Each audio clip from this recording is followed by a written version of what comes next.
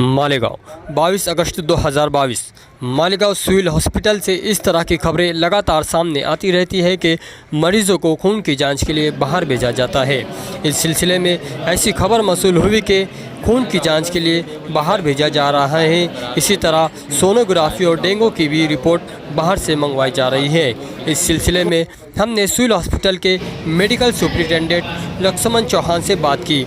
उन्होंने सफाई देते हुए कहा कि सिविल हॉस्पिटल में ऐसा कोई काम नहीं होता है, फिर भी अगर कोई डॉक्टर आपको बाहर से रिपोर्ट मंगवाता है तो आप हमसे शिकायत करें, या कोई प्राइवेट लैब का नुमाइंदा यहाँ दिखाई दे तो वो मुझसे या डॉक्टर मोहल्ले से जो सिविल सर्जन है सिविल हॉस्पिटल में उनसे शिकायत करें।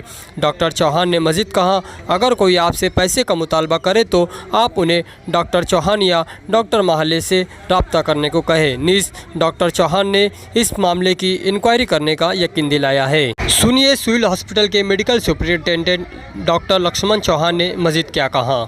में जो जांचें यहाँ पे होती है वहीं की जाती है। अगर बाहर से कुछ जांच लगती है तो हम किसी को यहाँ बाहर जांच करने के लिए भेजते नहीं है। अगर कोई ये करता होगा तो मेरे से, मैं डॉक्टर चौहान मेडिकल सुपरिटेंडेंट और डॉक्टर महाले अतिरिक्त सिविल सर्जन, इनको आप कंप्लेन करिए, हम उस पर स्ट्रिक्ट एक्शन लेंगे, ये मैं आश्वस्त करता हूँ।